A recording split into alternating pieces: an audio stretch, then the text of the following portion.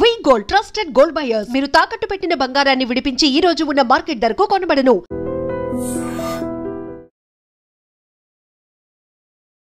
Hello sir. నమస్తే అండి.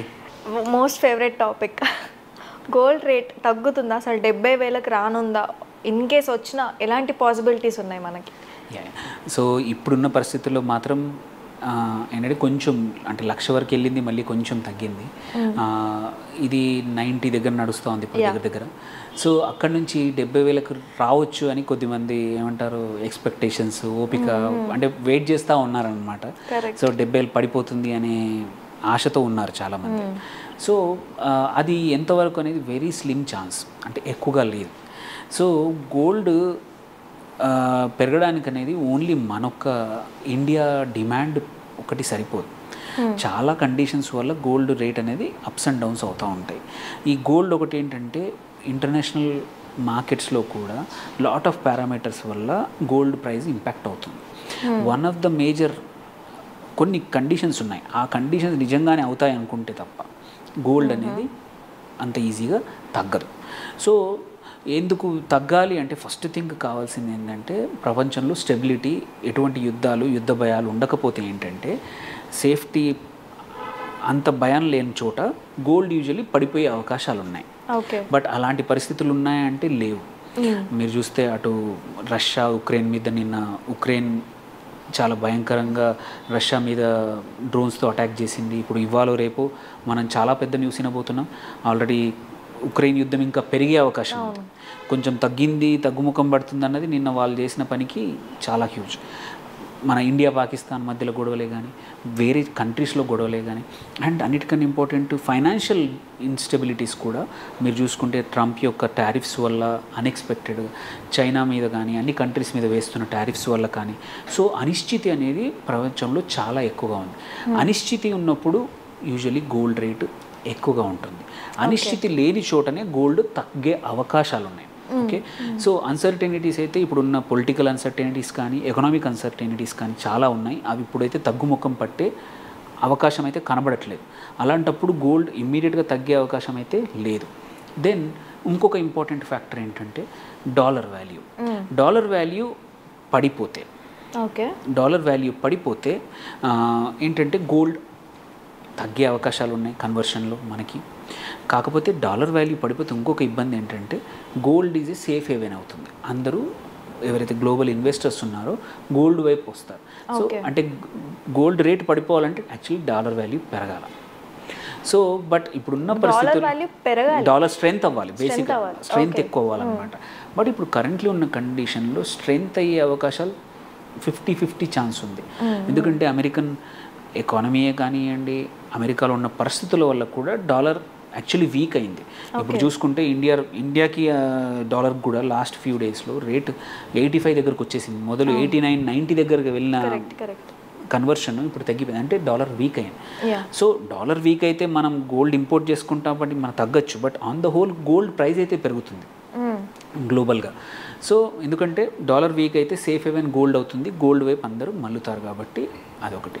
ఇంకోటి ఏంటంటే డాలర్ వీక్ అయితే అన్ని కంట్రీస్ యొక్క రిజర్వ్ బ్యాంక్స్, సెంట్రల్ బ్యాంక్స్ ఏవైతే ఉంటాయో గోల్డ్ యాజ్ ఎ కరెన్సీగా పెట్టుకుంటారు. ఇంతకుముందు డాలర్ అనేది రిజర్వ్ కరెన్సీ పెట్టుకునేవారు. సో మనం లాస్ట్ ఇయర్ 6-8 మంత్స్లో చూసింది ఏంటంటే చాలా సెంట్రల్ బ్యాంక్స్, చైనీస్ కానీ quite a few central banks ఏంటంటే గోల్డ్ అనేది డిపాజిట్స్గా కొని పెట్టుకున్నాయి. దానివల్ల కూడా డిమాండ్ పెరిగిందనమాట. దెన్ థర్డ్ ఏంటంటే ఇంకొక రీజన్ ఏంటంటే చాలామంది గోల్డ్ ఈటీఎఫ్లు కానీ, డిజిటల్ గోల్డ్ అని ఇవన్నిట్లో ఇన్వెస్ట్ చేస్తున్నారు as a investment. Because last year 25% పెరిగింది, ఈ ఇయర్ ఆల్రెడీ 35% గోల్డ్ పెరిగింది. ఇంత పెరుగుతుందని చెప్పి కన్జంప్షన్ కోసమే కాకుండా ఇన్వెస్ట్మెంట్ కోసం బంగారాన్ని కొనేవాళ్ళు చాలామంది పెరిగిపోయారు. సో ఎనీ కరెక్షన్ ఇమ్మీడియట్గా వాళ్ళు వచ్చేస్తున్నారు, ఇన్వెస్టర్ వచ్చి కొనేస్తున్నారు. అంటే ఒక 2,000 తగ్గిందనగానే కొనేస్తూ ఉన్నారు, ఈటీఎఫ్లో పెడతా ఉన్నారు. ఆ పెట్టే ఇన్వెస్ట్మెంట్ కూడా కంపల్సరీ దానికి అగైనెస్ట్గా ఇంకొక కంపెనీ గోల్డ్ కొని పక్కన పెడుతుంది అనమాట. అంటే వాళ్ళు so any investment in other forms also compulsory gold rate అనేది పెంచుతుంది. సో ఇప్పుడు రీసెంట్ బయాస్ ఉంటుంది కాబట్టి గోల్డ్ కన్సిడరబుల్ టైంలో పెరగకపోతే తప్ప ఇన్వెస్ట్మెంట్స్ మాత్రం ఇలాగే కంటిన్యూ అవుతాయి. సో ఇన్వెస్టర్స్ కూడా స్పెక్యులేషన్తో వెయిట్ చేసి ఇన్వెస్ట్ చేసే వాళ్ళు చాలామంది ఉన్నారు ఇప్పుడు మార్కెట్లో. అది కూడా ఒక రీజన్ అనమాట. దెన్ లాస్ట్ వచ్చేసి ఆబ్వియస్గా డిమాండ్. మన ఇండియాలో అయితే కన్జంప్షన్ తగ్గట్లేదు. సో మన పెళ్ళిళ్ళ కోసం కానీ వేటి కోసం మన ఫంక్షన్స్ కోసం ప్రతి ఒక్కరికి గోల్డ్ అయితే మనం కన్జంప్షన్ చూస్తాం. సో అటు డిమాండ్ కన్జంప్షన్ డిమాండ్ ఉంది, ఇన్వెస్ట్మెంట్కి డిమాండ్ ఉంది, సేఫ్ యాసెట్కి డిమాండ్ ఉంది, అండ్ అటు పరిస్థితులు బాగాలేవు. ఇవన్నీ చూసుకుంటే గోల్డ్ తగ్గే అవకాశం అయితే చాలా 70,000కు వచ్చే అవకాశం అయితే లేదు. ఇంకా పెరుగుతుంది అని అంటారు. పెరిగే అవకాశాలు ఎక్కువగా ఉన్నాయి. ఇప్పుడు ఇవన్నీ చూస్తే, ఇప్పుడు డిస్కస్ చేసిన పాయింట్స్ చూస్తే యాక్చువల్లీ ఇప్పుడున్న ప్రైస్ నుంచి ఇప్పుడు ప్రపంచ మార్కెట్లో ఔన్స్కి 3,000 నుంచి 3,100 నుంచి 3,200 $3,300 మధ్య ట్రేడ్ అవుతుంది. అది యాక్చువల్లీ 3,000 ఈ సంవత్సరం చివరి వరకే 3,700కి వెళ్ళే అవకాశం ఉందని చాలా రేటింగ్ ఏజెన్సీస్, ఇన్వెస్ట్మెంట్ ఏజెన్సీస్ ఏవైతే ఉన్నాయో వాళ్ళు అవి చెప్తున్న ప్రకారం ఇంకొక 10% పెరిగే అవకాశం ఉంది. అంటే 1,00,000 దాటే అవకాశమే ఉంది. కానీ 70,000-80,000 60,000కి వస్తుందనే ఆశ మాత్రం ఇప్పుడైతే లేదు ఇమ్మీడియట్గా. కాకపోతే కొన్ని రోజుల తర్వాత ఇవన్నీ స్టేబుల్ అయితే ఒక ప్రైజ్ రేంజ్లో ఈ 90 నుంచి 1,10,000 రేంజ్లో అక్కడే ఆగొచ్చు. కానీ ఇంకా తక్కువ అయ్యే అవకాశాలు మాత్రం లేవు. అలాంటి ఆశలు ఉంటే పక్కన పెట్టుకుంటే బెటరు. ఎందుకంటే అనిశ్చితి అనేది ఏమైనా ప్రాబ్లమ్స్ వస్తే యాక్చువల్లీ గోల్డ్ పెరుగుతుంది కానీ తగ్గదు. సో అన్నీ సరిగ్గా ఉండి, అంటే అన్ని రకాలుగా కరెక్ట్గా ఉంటే తప్ప గోల్డ్ అనేది ప్రైస్ తగ్గదు. సో ప్లీజ్ ఆశలొద్దు, ఆ ప్రైస్ తగ్గదు. ఎప్పుడు కొంచెం అవసరం వచ్చినప్పుడు అవసరం ఉన్నంత కొనుక్కొని పెట్టుకోవడం చాలా మంచిది. తగ్గినా తగ్గకపోయినా మన వాళ్ళు కొంటూనే ఉన్నారు కదా. Like demand is more, yeah it is there. So అదే అంటున్నాను. ఇంకొకటి ఏంటంటే రీసెంట్గా చాలా పెరిగింది కాబట్టి అందరూ మన ఇన్వెస్ట్మెంట్లో కూడా కొంటూ ఉన్నారు.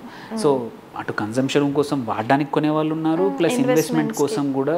అంటే వాళ్ళు ఎప్పుడు గోల్డ్ పొజిషన్ తీసుకోకుండా ఈటీఎఫ్స్లో కానీ వీటిలో కూడా కొనేవాళ్ళు చాలామంది ఉన్నారనమాట.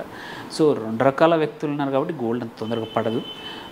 సో కావాలంటే ఏంటంటే అవసరం లాంగ్ టర్మ్ కోసం అవసరం ఉంటే మాత్రం కొంచెం డిజిటల్ రూపంలో కొనుక్కొని, ఆ గోల్డ్ ఈటీఎఫ్ రూపంలో కొనుక్కొని మనం అవసరం వచ్చినప్పుడు అందులోంచి విత్డ్రా చేసుకొని మార్కెట్లో గోల్డ్ కొనుక్కోవడం వల్ల ఏంటంటే ఒకేసారి కొనడం కష్టం కాబట్టి ఒక సిస్టమాటిక్ పద్ధతిలో గోల్డ్లో ఇన్వెస్ట్ చేస్తే అవసరానికి ఒక 5 సంవత్సరాలు 10 సంవత్సరాల తర్వాత సఫిషియంట్ గోల్డ్ మన దగ్గర అక్యుములేట్ అవుతుంది అనమాట.